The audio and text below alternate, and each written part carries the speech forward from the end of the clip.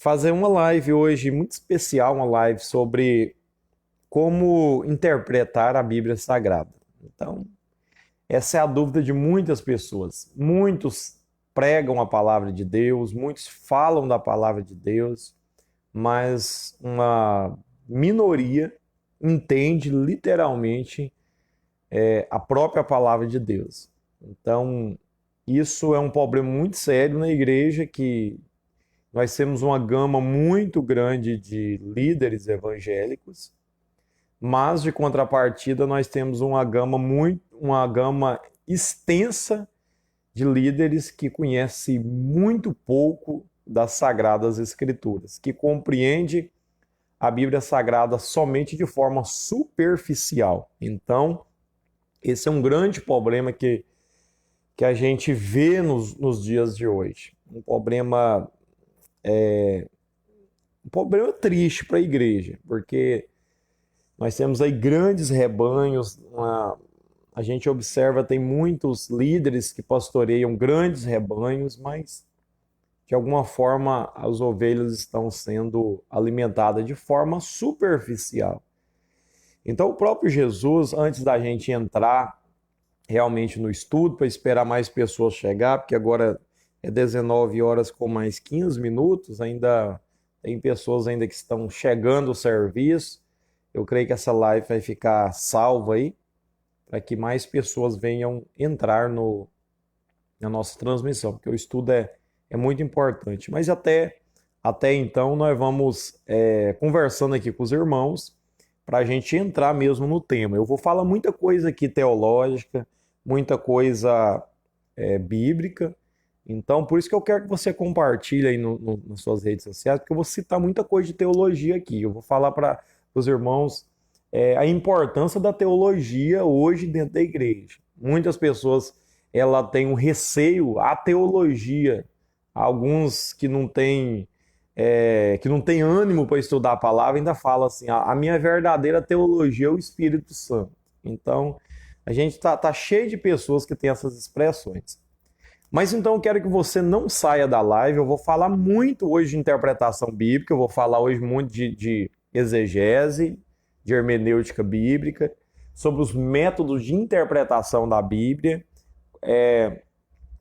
a linguagem literal, alegórica, figurada da palavra de Deus. Vou falar hoje sobre vários métodos de interpretação da Bíblia.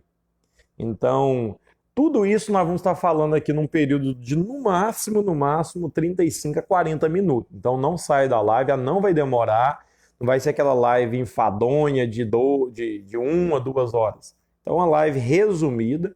Nós vamos falar aqui com linguagem não acadêmica, mas com uma linguagem bem popular mesmo, para você entender de uma vez por todas, de forma simples, como interpretar a Bíblia. Você já viu aquelas pessoas que abre a Bíblia, põe o dedo, lê um texto e transmite para a igreja aquilo que ele acha que o texto está falando? Então isso é um dos piores suicídios teológicos e bíblicos que nós temos hoje nos nossos dias. De pessoa abrir um texto, nem entender o contexto histórico do texto e já transmitir algo para os seus ouvintes, aquilo que ele acha que o texto está dizendo. Então isso, eu sempre digo, isso é um verdadeiro suicídio teológico. Então, quem ministra, o líder que ministra a palavra de Deus, que prega dessa forma, ele pode estar fazendo a coisa certa da maneira errada. Ele tem a intenção de pregar a palavra, ele tem sinceridade em pregar a palavra, mas ele está transmitindo uma meia-verdade. Ele está transmitindo, na verdade, nem uma meia-verdade, nem uma verdade, porque quando eu leio um texto e eu acho que aquele texto é aquilo que eu estou pensando, logo isso se torna uma inverdade. Então, quando eu ministro a palavra de Deus dessa forma para os meus ouvintes, ao invés de alimentar os meus ouvintes, eu vou estar empanzinando meus ouvintes. Há uma diferença de quando você come um alimento, você fica bem alimentado e você empanzina. Tem dia que nós saímos aqui da nossa igreja, no domingo, a igreja nossa aqui, ela termina o culto mais cedo que todas as demais igrejas, porque todas as igrejas aqui da nossa cidade começam o culto 7h30, 19h30, e a nossa igreja começa às 6 horas da tarde.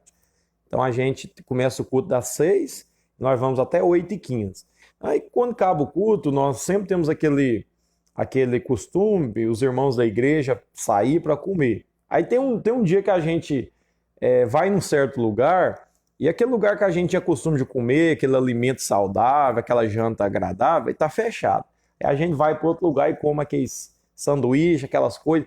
Você não enche, você empanzina, aquilo faz mal, você chega em casa e aquilo começa a revirar no seu estômago. Então, tem muitas lideranças que estão fazendo isso. Não está dando alimento, está empanzinando. Outra coisa que eu tenho muito... Eu estou conversando com os irmãos, que em 5 minutos eu já vou começar realmente o que realmente nos interessa. Então, compartilha aí a nossa live, porque o Facebook agora, o Facebook não é monetizado, ele derrubou as visualizações. Os irmãos vê, as visualizações da nossa igreja era na faixa de 1.000 a 2.000 visualizações por culto. Depois que houve essa monetização do Facebook, o Facebook limitou as visualizações da igreja só para 300. Então, por isso que é bom você compartilhar para que mais pessoas vejam. E depois na medida que eu estiver falando aqui, se você tiver uma dúvida, você pode deixar aí no comentário que eu vou estar respondendo você, tá bom? E se porventura você gostar da live, achar interessante, compartilha. E se tiver alguma dúvida, deixe no comentário. Quando eu encerrar a transmissão e tiver tempo, eu vou responder vocês no comentário mesmo, tá bom? E se gostou também, deixa o comentário aí. Eu não ganho, nem canal no YouTube eu não tenho. Eu vou fazer um canal, porque eu não estou tendo tempo de monetizar um canal no YouTube. Eu tenho muito conteúdo. Agora eu tô lançando o meu livro. Antes da gente entrar no estudo, eu aviso os irmãos que eu estou lançando um livro. Meu livro já está praticamente pronto. Semana que vem, esse livro já está pronto. Eu vou marcar um dia de lançamento. É um livro que, irmãos, tem 25 temas de muita importância para a igreja. Então vai ser um livro de mais de 100 páginas que eu escrevi. Eu gastei mais de ano para escrever esse livro, com conteúdos de fácil entendimento, mas com uma linguagem muito profunda. Assim que foi disponível para venda, a gente vai estar divulgando aqui. Amém? Então vamos lá, meus irmãos, vamos iniciar a nossa live, mas antes de iniciar, eu quero fazer uma oração com os irmãos e depois nós vamos estar entrando aqui realmente no tema, e eu sei que você vai aprender muito nessa live aqui. Amém? Soberano Deus, eterno Pai que estás no céu, Deus poderoso, eu te agradeço pela oportunidade de estar aqui, Deus, mais uma vez, para louvar e bendizer o teu santo e excelso e divino nome, Senhor. Jesus, abençoe essa live, que as pessoas que já estão ao vivo, aquelas pessoas que ainda vão posteriormente assistir essa live, Deus, que o Senhor venha, Deus, abrir o nosso entendimento para que nós venhamos a compreender as verdades, Pai, bíblicas, Jesus, os mistérios da Tua palavra. Nós viemos a compreender, Deus, a tua verdade relatada nas entrelinhas das Tuas sagradas Escrituras. Então, nesse período de 30 minutos, Pai, nos dê sabedoria, discernimento, Jesus, para conseguir transmitir para os nossos ouvintes, os nossos telespectadores que estão nos assistindo, Jesus, e que o Senhor também dê entendimento para eles compreender a Tua excelsa e divina palavra. Então fale conosco, nos dê sabedoria, intrepidez, para transmitir as Tuas verdades bíblicas nessa live, neste momento, no nome do Senhor Jesus. Amém? Então vamos lá, meus irmãos, vamos começar a nossa live sobre como entender a Bíblia. Essa pergunta, meus irmãos, é uma pergunta bastante interessante. Hoje se abre muitas igrejas, os irmãos têm visto que o evangelho tem crescido muito mesmo. Hoje já nós somos 50 milhões de brasileiros que somos evangélicos. Isso é bom porque o evangelho do Senhor tem alcançado novas vidas, mas tem uma parte ruim. Tem uma parte ruim que mais na faixa de 70% dos evangélicos no Brasil hoje não conhecem de Bíblia. Esses tempos atrás eu vi uma pesquisa que eu fiquei estarrecido. uma pesquisa que saiu nos Estados Unidos, que 50% dos pastores do mundo nunca leu a Bíblia toda, irmãos. Preste atenção, 50% dos pastores nunca leu a Bíblia toda. É um dado terrível, irmãos. Seria da mesma forma que você chegar em um médico e o médico não saber prescrever um remédio para você ou não saber fazer uma cirurgia. Você não vai botar fé nesse médico. Seria como um político que não sabe fazer política. Seria como um especialista que diz, um pedreiro que não sabe construir casa, um professor que não sabe lecionar. Então, assim, é um pastor que não conhece das Sagradas Escrituras. Irmãos, eu sempre digo, nem todo mundo tem oportunidade de fazer faculdade de teologia igual a gente está tendo. Então, o que eu vou falar aqui não é que se todos os pastores tivessem faculdade de teologia, seria bom. Mas a questão aqui não é faculdade, a questão aqui é pelo menos tem que ter um entendimento básico bíblico e teológico das Escrituras. Os irmãos veem, todo padre, olha só, todo padre faz teologia e filosofia. Então, os católicos, líderes religiosos católicos estudam e a gente vê essa deficiência hoje dentro das igrejas evangélicas. De nós aprofundarmos mais na palavra do Senhor. Hoje se tem aquela ideia assim, o Espírito Santo está falando, irmãos. É claro que a gente tem que ter a inspiração da palavra de Deus pelas Escrituras, mas a gente nunca pode fugir dos contextos originais da Bíblia Sagrada. E já há 15 anos atrás, 16 anos, eu comecei a estudar de Bíblia. Estudar muito de Bíblia, de teologia. Prova isso que hoje eu estou fazendo 2 faculdades. Hoje eu faço uma faculdade de teologia, filosofia e história. Então, eu faço faculdade de teologia. Na verdade, eu já tenho uma de teologia, mas ela não foi reconhecida pelo Ministério da Educação. Eu estou refazendo outra pelo registro do MEC. Eu estou fazendo pela Unopar Faculdade de Teologia. Eu estou fazendo filosofia e também história. Por que eu estou fazendo licenciatura em história, bacharel em teologia e filosofia?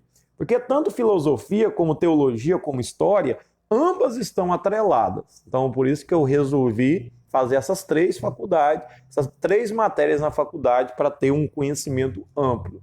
E uma das coisas que mais sempre me fez apaixonar pelas Escrituras foi a compreensão literal dos originais bíblicos. Meus irmãos, a Bíblia Sagrada, ela tem 3 tipos de linguagem. Eu vou dar um tempo de 1 minuto para você, se você quiser pegar a sua caneta para você anotar. Se você não quiser pegar, se você quiser só ouvir, aí essa live vai ficar salva num período de 30 dias no Facebook, depois você pode ouvir ela novamente e anotar alguma coisa que você, porventura, achar interessante. Preste atenção. A Bíblia Sagrada, ela é dividida em 3 linguagens. Preste atenção. 3 linguagens que a Bíblia Sagrada é dividida. Quais são elas? Primeira, linguagem literal. Segunda, linguagem alegórica. Terceira, linguagem figurada.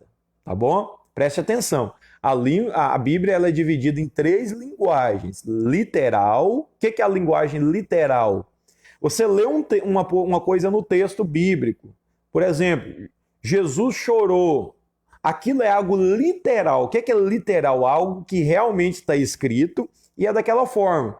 Jesus morreu na cruz? Sim. Então é um evento literal das Escrituras. Então a primeira linguagem que a Bíblia é escrita é na sua linguagem literal. Segunda linguagem que a Bíblia é escrita, na sua linguagem alegórica, alegoria. Então a Bíblia está cheia de alegorias na Bíblia. O que é uma alegoria? Estilos de parábolas, por exemplo. As parábolas de Jesus é uma alegoria. Jesus ele conta uma história em forma de parábola, querendo expressar outra verdade por trás daquela história. Por exemplo, ele diz: o reino do Senhor, o reino de Deus é semelhante a a um camponês que saiu para semear o trigo e no meio do trigo se cresceu o joio. Mas para que o joio não danificasse o trigo, foi dada a ordem que seriam separados só no dia da colheita. Então Jesus ele contou uma alegoria querendo expressar uma verdade por trás. Ou seja, o joio é os perdidos, o trigo é os salvos. Então, aquele Senhor que da colheita no final de todas as coisas, quando Jesus vier buscar a sua igreja. Então, alegoria é uma história querendo expressar outra verdade por trás, tá bom? E a terceira linguagem que a Bíblia é escrita de forma figurada. Então, enquanto a alegoria estilos parábolas, a forma figurada é figura de linguagem. O que é uma figura de linguagem? Quando você lê uma coisa na Bíblia e aquela coisa não faz sentido de forma literal, aquilo se torna uma figura de linguagem. Vamos dar um exemplo na Bíblia de uma figura de linguagem. Por exemplo, o livro das Revelações do Apocalipse é um livro que ele está cheio de figura de linguagem. Tem muita coisa no Apocalipse que está escrito de forma literal. Mas tem muita coisa no Apocalipse que a grande maioria dos eventos apocalípticos está escrito de forma figurada. Quando você lê uma coisa no Apocalipse e aquilo não faz sentido de forma literal, aquilo se torna uma figura. Na onde que nós temos uma figura no livro do Apocalipse? Por exemplo, Apocalipse capítulo 12 fala da mulher e o dragão. No Apocalipse capítulo 12 fala que a mulher estava vestida de sol e tinha as estrelas debaixo dos seus pés. Agora você acha que é possível uma mulher vestir de sol? Não é possível. Então isso só pode ser interpretado de forma figurada. Então aquilo é uma figura que quer dizer outra coisa. Vamos ver outra passagem do livro do Apocalipse que é uma figura. A besta que emerge da terra e a besta que emerge do mar. Aquilo ali é uma figura. Ou seja, a besta que emerge da terra é o falso profeta. A besta que emerge do mar é o anticristo. A mulher e o dragão e o filho da mulher. O dragão é Satanás, a mulher é Israel e o filho da mulher é Jesus Cristo. Então aqui eu já construí uma figura. Aqui eu já interpretei, eu já discerni essa figura de linguagem, tá bom? Então, para os irmãos que estão chegando agora, a Bíblia ela é dividida em 3 linguagens. Literal, que é uma coisa que você lê e é aquilo que você lê. Alegórica, que é uma alegoria, um estilo de parábola querendo dizer outra verdade. E figuras irreais que quer dizer outra verdade. Agora, então tá bom, pastor. O senhor falou que a Bíblia é dividida nessas 3 linguagens. Mas como eu consigo interpretar? Eu vejo uma figura, por exemplo. Eu vou ver Apocalipse. O senhor acabou de falar que a mulher vestida de sol é Israel. E tinha sob seus pés 11 estrelas. E esse dragão é Satanás. E essa mulher, e esse filho da mulher é Jesus. Como o senhor afirma que isso é verdade? Aí nós temos que partir para outra coisa que é indispensável para todo pregador, para todo estudioso, para todo pastor. Exegese bíblica e hermenêutica bíblica. Nós precisamos dela. O que é exegese? Então, eu vou responder para vocês. Aqui vai desmistificar aquela ideia que o povo fala. Eu não preciso de teologia. A teologia é o Espírito Santo. Agora vai desmistificar. Isso daqui eu estou desmistificando, irmãos. Eu vou dizer para vocês, o Espírito Santo vai usar você somente no que você conhece. Se você conhece só sobre o cego de Jericó, o Espírito Santo vai te usar tremendamente dentro do texto do cego de Jericó. O Espírito Santo não vai te usar em algo que você não conhece. Então isso é uma ilusão de muitos pregadores, que eles acham que o Espírito Santo vai usar eles num texto que eles não têm conhecimento. Então, eu falei da linguagem literal, alegórica e figurada. Só que para a gente entender tudo isso, do que é literal, do que é alegórico, do que é figura, eu preciso conhecer de exegese bíblica e de hermenêutica bíblica. O que é exegese? Eu creio que você já ouviu falar de exegetas. Exegetas são homens, mestres, que conseguem ir no sentido literal das palavras bíblicas e aplicá-las nos dias atuais de forma correta. Então, a exegese, para quem vai aprofundar muito mesmo na exegese, a grande maioria é o homem, o estudioso que tem acesso aos originais bíblicos. Eu não tenho acesso a todos os originais bíblicos, mas eu consigo, às vezes, acessar através de dicionários da língua hebraica, através de dicionário do aramaico e grego. Então, quando eu vou direto no original, eu extraio do original o sentido literal daquela palavra, eu me tornei um exegeta. Eu estou cumprindo a regra da exegese bíblica, quando você pega o sentido original, não aquilo que você entendeu. Tipo assim, essas Bíblias que nós temos aqui, meus irmãos, a grande maioria delas contém falhas grotescas. Curiosamente, presta atenção, curiosamente, uma das Bíblias que tem mais proximidade com os originais é uma Bíblia católica, que se chama Bíblia Ave Maria de Jerusalém, a tradução que eu estou falando. Então, essas Bíblias nossas, como Almeida, Revista e Corrigida, principalmente a Revista e Corrigida, ela comete um erro muito grande de exegese. Em todas as partes, ela coloca inferno. E quando você vai no original, você vai ver que existe o inferno Hades, o inferno Geena ou Geena, o inferno Tártaros e o abismos, abissos no grego. Então, quando você procura o sentido das palavras nos originais, você está cumprindo uma exegese. Você está tentando extrair a literalidade nos originais daquele texto. Agora, a hermenêutica bíblica, ela é mais fácil de uma pessoa simples, leiga, que não tem tanto conhecimento, ter acesso. É na hermenêutica bíblica que eu consigo explicar o que é literal, o que é alegórico, o que é figurado na Bíblia. O que é a hermenêutica? A hermenêutica é a arte de estudar o contexto daquele texto e o que aquele texto estava querendo dizer e o que o autor estava pensando quando ele escreveu aquele texto. Olha para você ver a importância da hermenêutica bíblica. Nós que estudamos, a gente tem uma ideia o seguinte, irmãos, que quem responde à Bíblia não é eu, é a própria Bíblia. Quando eu vou na Bíblia e abro um texto e falo assim, irmãos, eu li aqui nesse texto, por exemplo, eu li aqui que a mulher do Apocalipse 12 é Maria. Então eu estou aí fazendo uma afirmação sem uma base. Então é algo, o Espírito Santo me falou que a mulher do Apocalipse 12 é Maria. Então isso é errado, irmãos. Eu tenho que, quando eu não consigo achar no texto bíblico um sentido, eu falo assim, eu não compreendo esse texto. Eu não sei, eu estou sem resposta desse texto. Quando eu estou sem resposta de um texto, eu vou percorrer toda a Bíblia para caçar uma resposta. Isso é uma das bases primordiais da hermenêutica, que a Bíblia responde à própria Bíblia. Entendeu? Tanto que esse negócio de lá abrir a Bíblia e falar aquilo que vem na nossa cabeça, isso, meus irmãos, não é certo. É claro que depois que a gente explicar os originais, explicar o sentido do texto, aí nós podemos trazer para os nossos dias atuais, aí não tem problema.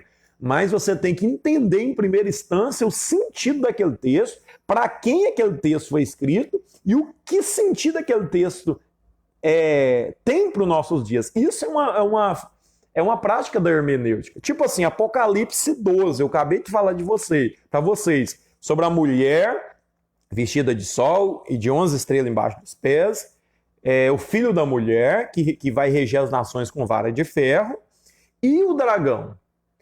Eu vou cumprir uma hermenêutica aqui. Como eu sei que essa mulher é Israel, e como eu sei que o filho da mulher é Jesus, e como eu sei que esse dragão é Satanás, cumprindo uma regra da hermenêutica. Por que eu vou saber que essa mulher é Israel? Porque os 12 filhos de Jacó, que eram as 12 tribos de Israel, José ele tem um sonho e diz que o sol, a lua e 11 estrelas se prostravam diante dele. Então o que é que a mulher está lá vestida de sol com 11 estrelas debaixo dos seus pés? Então logo a mulher é Israel. E por que eu sei que esse filho da mulher é Jesus? Porque Jesus vem da descendência de Abraão e de Davi. Por que eu sei que é Jesus? Porque lá na frente fala que Jesus vai reger as nações com vara de ferro. Então Apocalipse 12 fala que esse filho da mulher vai reger as nações com vara de ferro. Por que eu sei que o dragão é Satanás? Porque a própria Bíblia vai falar do dragão, antiga serpente chamada Satanás. Então, eu já construí uma hermenêutica bíblica. Não foi eu que criei. Eu achei na Bíblia uma resposta para aquela dúvida a qual eu tinha. Então, isso é cumprir uma das bases da hermenêutica bíblica, tá bom? Então, eu já expliquei para vocês sobre as 3 linguagens da Bíblia, literal, alegórica e figurada. Eu expliquei para vocês a importância da exegese bíblica e da hermenêutica bíblica. Só que, quando você tem essa compreensão, tudo bem. Só que depois, meus irmãos, você tem que saber qual método de interpretação bíblica você vai seguir. Existem vários métodos de interpretação bíblica, mas eu vou falar de apenas 3 aqui. Aí você vai saber qual desses métodos tem mais solidez. O primeiro método de interpretação bíblica que surgiu é o chamado método alegórico das Escrituras. O que é o método alegórico? O método alegórico ele foi desenvolvido por um pai da igreja. O que é os pais da igreja? Os pais da igreja são aqueles homens que vieram após os apóstolos. Quando os apóstolos morreram, aproximadamente os chamados pais da igreja, eles são datados do 1º século até o 6º século depois de Cristo. Então, esses são chamados os pais da igreja. Então, um dos primeiros pais da igreja que viveu aproximadamente no ano 185, a 253 depois de Cristo, chamado Orígenes. Esse pai da igreja chamado Orígenes, ele desenvolveu um método muito perigoso. Um método de alegorizar a Bíblia. É o que muitos pregadores fazem hoje. Eles pegaram esse método de Orígenes. Os grandes teólogos daquela época diziam, quando Orígenes era bom, ele era bom demais, mas quando ele era ruim demais na interpretação. O que Orígenes desenvolveu? Orígenes ele lia um texto e ele falava que o sentido literal do texto era apenas casca. O que valia era o sentido espiritual. Olha aí o perigo. O Orígenes estava dizendo que a Bíblia ela era o que você entendia que fazia sentido. Olha para você ver um perigo, um problema que Orígenes criou que até hoje é repetido nos dias de hoje. Dizer que Satanás é Lúcifer. Isso foi algo que Orígenes criou e muitos teólogos que seguem esse método de interpretação alegórica até hoje bate o pé que Satanás é Lúcifer. E não tem nada a ver, irmãos. Satanás nunca foi Lúcifer. Então o Orígenes, ele põe na cabeça, ele leu Isaías 14 e Ezequiel 28. Isaías 14 está dizendo, Isaías 14, 12 ou 12, 14, acho que é Isaías 14. Quando fala assim, ó, como caíste do céu, ó estrela da manhã, tu que debilitava as nações. Essa palavra, como caíste do céu, ó estrela da manhã. Essa palavra estrela da manhã no hebraico significa algo como estrela brilhante, algo que brilha. Então, essa ideia foi estrela brilhante no original hebraico. Você vai lá ler em Isaías 14, fala como caís do céu, ó estrela brilhante. Há uma tradução da Bíblia chamada Vulgata Latina, depois você pode pesquisar, uma tradução de São Jerônimo. Jerônimo, ele transferiu o nome, ele tirou estrela brilhante e colocou Lúcifer. Ele que inseriu na Bíblia Vulgata Latina esse nome Lúcifer. Então Lúcifer significa estrela brilhante. Mas quando você vai lá para Isaías 14, Ezequiel 28, foi Orígenes que diz, olha, essa estrela brilhante é Satanás. Então, porque ele era o pai do método de interpretação alegórica, ele afirmou sem nenhuma base salutar que aquela estrela brilhante que caiu do céu era Satanás. E lá em Ezequiel 28, quando fala assim, uma profecia contra o rei de Tiro, diz assim, ó, que os pífaros, que tu eras querubins ungido, que andava sobre pedras afogueada, o som dos pífaros, dos tambores estava sobre ti, até no dia que achou iniquidade sobre ti. Então ali também a origem diz, é Satanás. Só que a origem, aquela passagem que Jesus diz assim, ó, eu via Satanás cair do céu como raio, origem, ele que somou isso. Então, se Jesus diz que Satanás caiu do céu como raio, então logo aquela estrela brilhante é Satanás. Mas nunca, irmãos, nunca, até o segundo século depois de Cristo, nunca se teve essa ideia na história da igreja que Isaías 14, Ezequiel 28 era Satanás. Para os irmãos verem, naquela época tinha bispos que se chamavam luciferianos, ou seja, homens dignos de grande prestígio. Então os irmãos veem que então hoje, por causa desse método de interpretação alegórica, hoje se criou a ideia que Lúcifer é Satanás. Eu acredito muito em profecia de dupla referência, irmãos. Só que Ezequiel 14 está falando unicamente do rei da Babilônia. Ezequiel 28 está falando unicamente do rei de Tiro. O que é uma profecia de dupla referência? Quando você lê algo, ou eu voltando de novo na base da hermenêutica.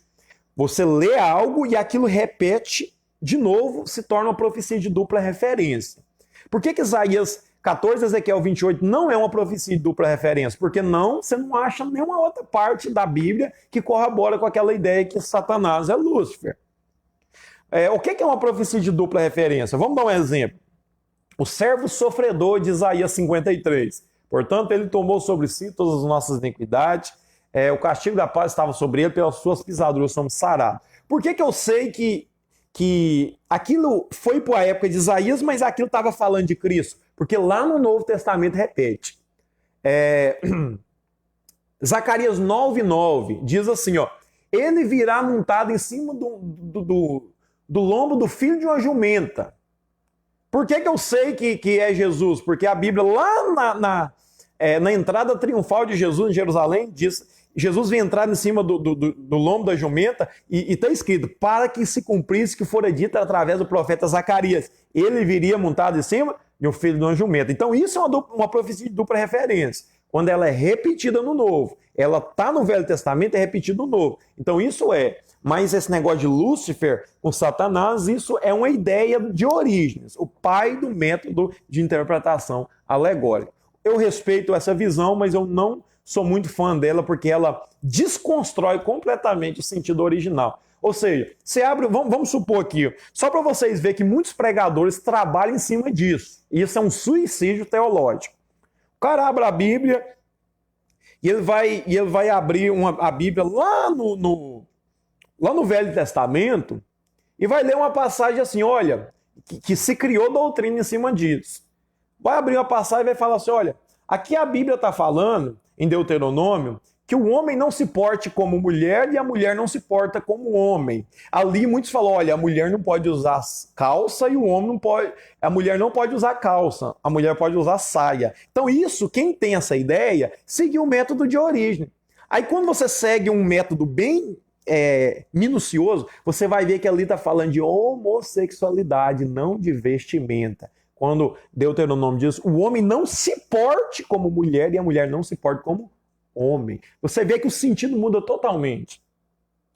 Segundo, eu vou falar de 3 métodos de interpretação. Segundo, método histórico gramatical. Esse método é o método que eu sigo e, na minha opinião, é o método mais eficaz de interpretar a Bíblia. Método histórico gramatical ou método literal das Escrituras, Orígenes, ele criou o método alegórico que eu acabei de falar no século II. E lá no século XVI, ou seja, no ano 1500, na Reforma Protestante, Martinho Lutero e os reformadores via que a Bíblia tinha... O povo não estava respeitando mais o sentido original do texto. Então os reformadores dizem, nós temos que voltar de novo para o sentido original do texto. Então, o método histórico-gramatical, ele respeita todas as bases do texto, ou seja, ele interpreta o texto de forma literal quando é literal, ele interpreta o texto de forma alegórica quando é alegórica, e ele interpreta o texto de forma figurada quando é figurada, e não tira o sentido espiritual do texto, viu? Então esse método histórico-gramatical é o método mais eficaz para pregar. Você quer ver o que é uma pregação com o método histórico-gramatical? Vou só vou dar uma pincelada para você ver o que é uma pregação com método histórico-gramatical. Por exemplo, vamos analisar um texto aqui bem conhecido. Mateus 22, 29. Jesus diz: vocês erram por não conhecer as Escrituras e o poder de Deus. Se eu seguisse o método histórico, o método alegórico, eu já iria direto. Jesus está dizendo que vocês erram porque as Escrituras é um alimento para a nossa alma. Aí eu já estaria seguindo direto, só espiritualizando o texto, sem explicar o sentido originário do texto. Agora, quando eu prego no método histórico-gramatical, Mateus 22, 29, vocês erram por não conhecer as Escrituras e o poder de Deus. Primeiro, o que eu tenho que fazer? Explicar o contexto. Qual era o contexto dessa passagem que Jesus diz, vocês erram por não conhecer as Escrituras e o poder de Deus? E Jesus estava debatendo com os saduceus. Os saduceus não acreditavam na ressurreição dos mortos. Os saduceus eram uma seita judaica que sempre tentava experimentar Jesus. Então você precisa de entender o que estava acontecendo por trás disso. Era um debate de Jesus com os saduceus. E por que Jesus diz vocês erram por não conhecer as Escrituras? Porque os saduceus não acreditavam em ressurreição. Eles perguntaram para Jesus, uma mulher, ela casa, o marido vem e morre. Ela casa pela segunda vez, o marido vem e morre. E ela casa com 7, na ressurreição dos mortos. Com quem que essa mulher vai casar? Aí que Jesus diz, vocês erram por não conhecer as Escrituras nem o poder de Deus. Na eternidade ninguém se casa, nem se dão em casamento, serão como os anjos. Então você entende o contexto, com quem que Jesus estava conversando, o porquê que Jesus falou aquilo, e depois você traz para os dias de hoje. Aí depois que você explicou o contexto, você fala, olha irmãos, o próprio Jesus está dizendo que eu e você erramos quando nós não conhecemos as Escrituras. Quando nós não conhecemos as Escrituras, nós somos levados por qualquer vento de doutrina. Aí você pode citar outros textos, como João 5,39, porque Jesus diz, examina, pois, as Escrituras, porque ela provém a vida eterna, elas que de mim testificam. Você pode citar João 17,17, santifica-os na verdade, a tua palavra é a verdade. Você pode citar Hebreus 4,12, a palavra do Senhor é viva e eficaz, é mais cortante do que a espada de 2 gumes, penetra na divisão da alma do espírito, juntas e medulas, e apta para discernir as intenções do coração do homem. Você pode citar 2 Timóteo capítulo 4, verso 2, que pregues a palavra íntices a tempo e fora de tempo, redargues, exortes, com toda a longanimidade de doutrina, porque virá tempos trabalhosos onde não sofrerão mais a sã doutrina, mas tendo comichão nos ouvidos, amontoarão para si doutores conforme as suas próprias concupiscências, desviando da palavra da verdade e voltando-se às fábulas. Então você viu com a pregação, seguindo o método histórico-gramatical, ele respeita o contexto histórico e também não tira a espiritualidade do texto. E faz uma boa aplicação para os nossos dias. Amém? E o último método que eu quero falar, esse método, eu não sigo ele, eu acho ele um método perigoso. Os teólogos que seguem esse método, a grande maioria dos teólogos que seguem esse método de interpretação, a grande maioria deles são ateus, que é o chamado método histórico crítico. O que é o método histórico crítico? O método histórico crítico é um método que foi desenvolvido lá no século XVIII, na época do Iluminismo. Para quem estuda história sabe o que é Iluminismo. Preste atenção. O primeiro método que foi alegórico, que espiritualizava o texto e desconstruía o sentido original do texto, foi no século II, século I e século II, com origem. O método que eu acho mais eficaz só foi desenvolvido no século XVI, no meados do ano 1500. na Reforma Protestante com os reformadores. Mas depois, irmãos, veio um período, para quem estuda história sabe, um período do Iluminismo. O que é o Iluminismo? É um período chamado período das luzes, onde o homem tira Deus do centro e o homem passa a ser o centro. Antes era Deus no centro, e depois do Iluminismo, o homem passou a ser o centro. Ou seja, o homem já não baseou mais a sua fé, as suas convicções na fé, mas o homem já passa a basear suas convicções na razão. Então, dentro desse movimento dos racionalistas, aqueles que queriam só pensar de forma racional, tudo que era explicado de forma racional, que eles compreendiam no século XVIII, surgiu o chamado liberalismo teológico, que tenta explicar a Bíblia de forma racional e de forma natural. Ou seja, o método histórico crítico, ele tira o sobrenatural dos textos. O método histórico crítico não é uma forma de interpretação, mas é uma crítica do texto. Ou seja, quem segue esse método histórico crítico, que são historiadores, muitos teólogos que é ateus praticamente, quem segue o método histórico crítico, por exemplo, ele acredita que Jesus veio, ele acredita que Jesus morreu, só que quem segue o método histórico crítico, ele não crê no Jesus Cristo, ele crê só no Jesus de Nazaré. Então, quem segue o método histórico crítico, eles veem Jesus como uma figura. Eles acreditam que Jesus morreu, mas não acreditam que Jesus ressuscitou. Eles não acreditam que Jesus fazia milagre.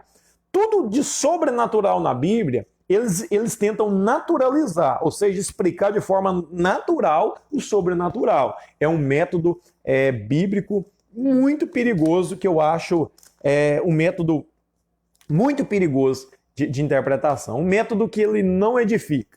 Então, quando você tenta naturalizar o sobrenatural, logo você já cometeu mais um suicídio teológico. Então, o que eu acho mais eficaz é o método de interpretação histórico-gramatical, que conta os contextos, mas não perde o sentido espiritual do texto também, tá bom? E para a gente encerrar, meus irmãos, eu preciso falar isso. Mas, pastor, você falou tudo isso daí.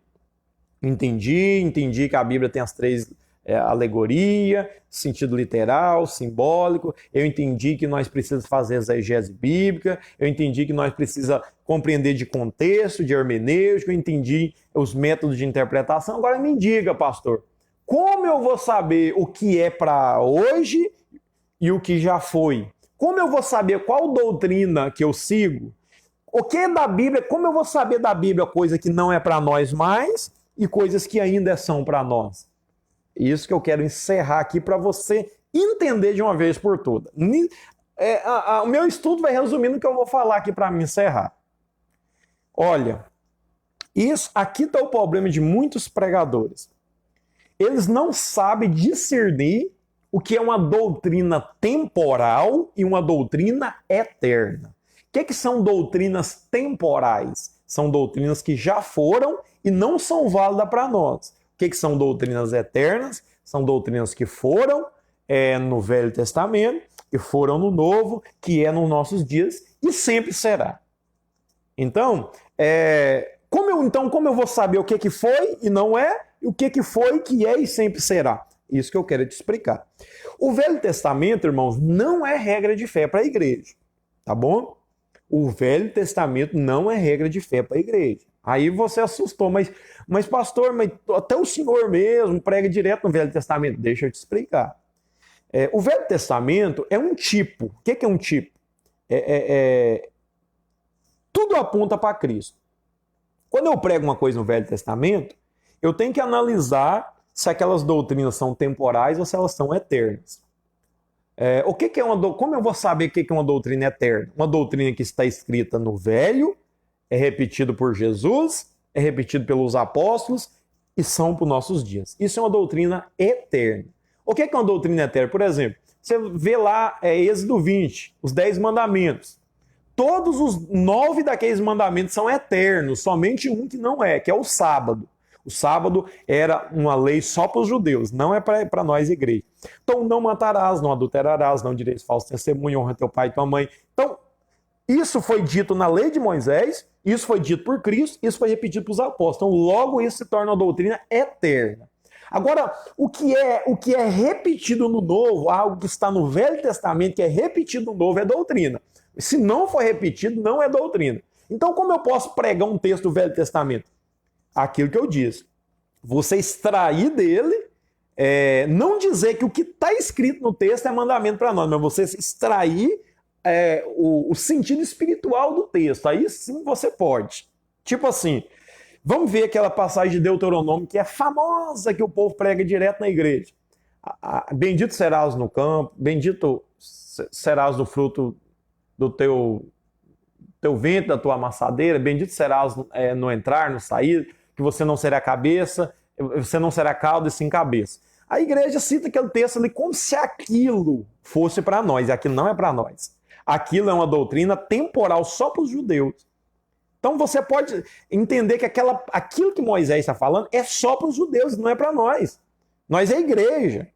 Mas então, se eu pregar um texto daquilo, o que eu tenho que falar? Falar assim, ó, como aquele povo obedeceu. Se nós obedecermos como eles obedeceram, nós também poderemos ser abençoados. Então isso é pregar o Velho Testamento.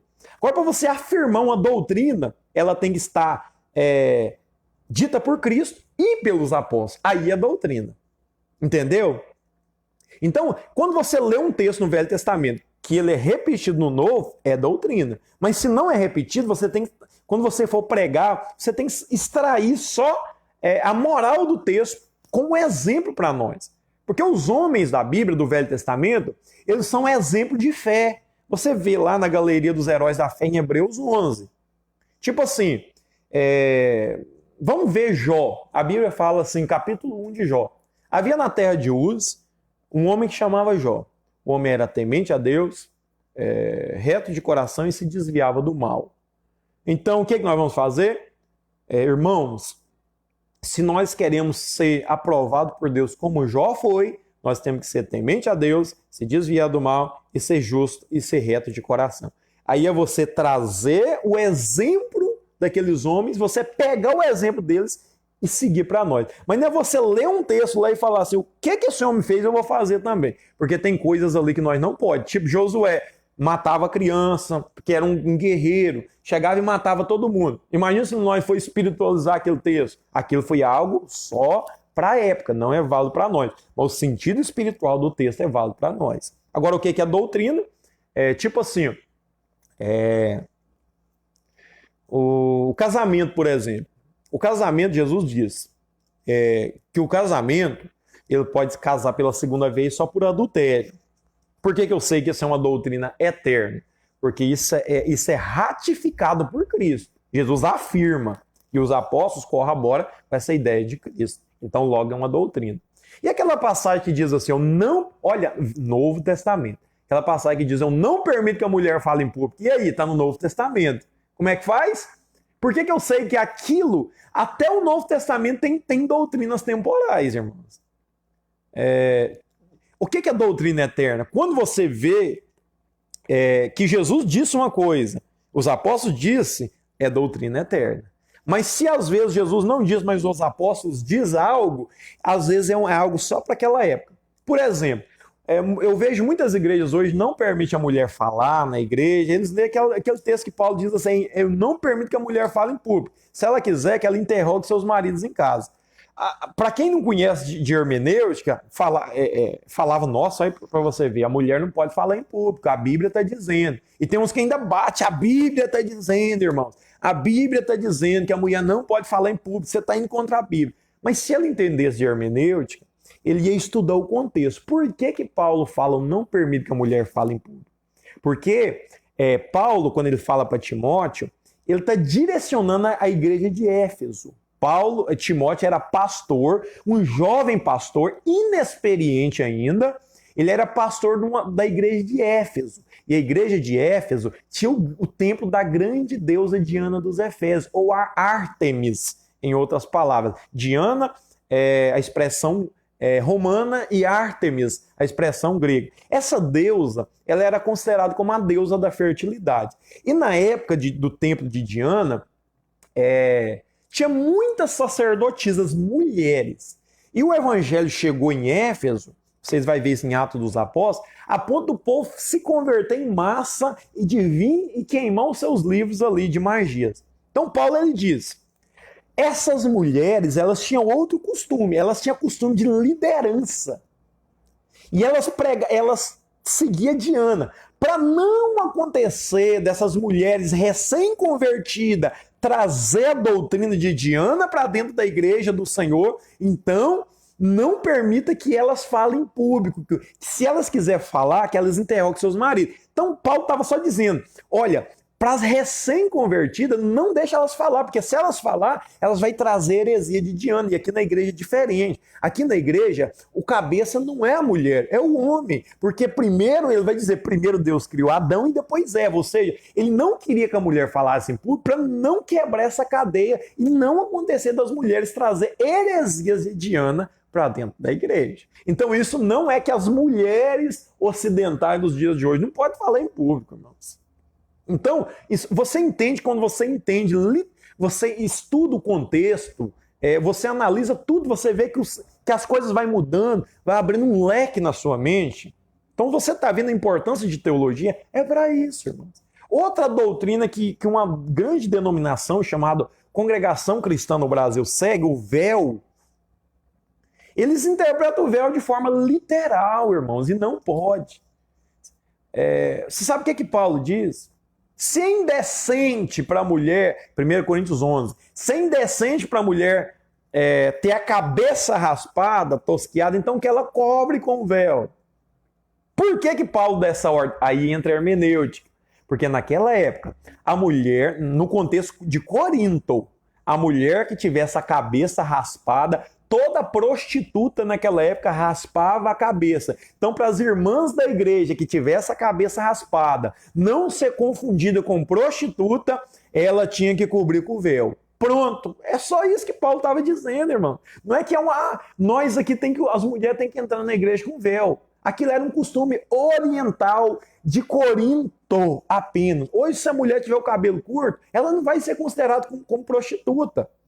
Então, e depois o próprio Paulo vai dizer que o cabelo foi dado no lugar do véu para a mulher. Paulo ele diz que a mulher pode cortar cabelo, pode, mas é indecente tosquiar, tipo a cabeça, o cabelo muito baixinho, tosquiar, mais ou menos como se fosse a máquina 1 no cabelo, que não dá nem para pegar, isso é tosquiar. Então Paulo estava dizendo, é indecente a mulher ter o cabelo tosquiado, porque o cabelo foi dado como poderio para a mulher, como sinal dos anjos. Então você, irmã, que usa o cabelo grande, isso é um sinal de poderio para você.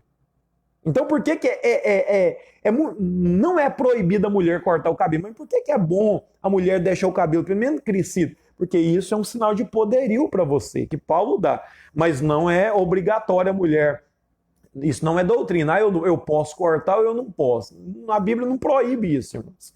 Mas o próprio Paulo está dizendo, igual o homem. Lá na frente, Paulo vai dizer que é desonroso para o varão ter o cabelo crescido, homem cabeludo. É pecado? Não. Mas a Bíblia vai dizer que naquele contexto era desonroso para o homem ter o cabelo crescido. Então, é assim que é a forma mais adequada da gente interpretar os textos da Bíblia. Quando você estuda a Bíblia dessa forma, você consegue, irmãos, passar uma verdade mais profícua para o seu público. Você não pode chegar e abrir uma Bíblia e falar um trem que você não conhece. Agora você está vendo a importância de você seguir uma igreja que tem um líder, que tem pelo menos conhecimento base das Escrituras. Você viu que a Bíblia não é simples de pregar, como muitos pregam por aí. Muitos aceitam Jesus hoje, daqui a um ano o cara é pastor, não sabe nada de Bíblia e está ensinando o povo errado, irmãos. Está ensinando o povo errado. E se ensinar o povo errado, irmãos, isso é perigoso até a pessoa perder salvação. Olha para vocês ver a seriedade de um líder que não conhece de Bíblia.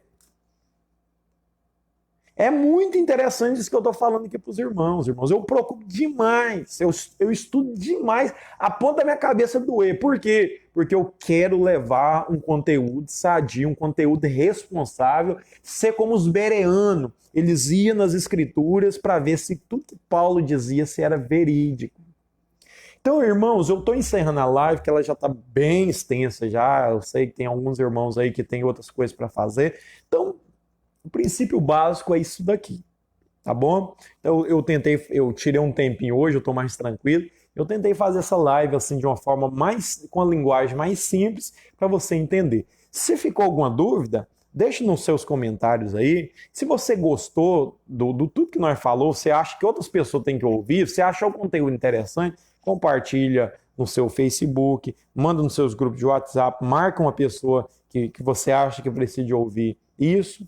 E se te ficou alguma dúvida, deixa aí. Se gostou, às vezes um elogio não faz mal para a gente, não. Se não gostou também, deixa do mesmo jeito, porque nós trabalhamos com a democracia. Mas tudo que eu falei aqui, eu busquei fontes, isso não é ideia minha, isso aqui são fontes de homens e mulheres que estudaram e muito para trazer esses conteúdos até os nossos dias, amém? Então eu encerro por aqui, que Deus abençoe, que a paz do Senhor esteja com todos vocês e que o Espírito Santo de Deus venha cada dia mais e mais esclarecer a nossa mente, cada dia mais e mais nós vamos a conhecer mais afinco as Sagradas Escrituras. Todos fiquem na paz, uma segunda de vitória e uma ótima semana para todos em nome de Jesus.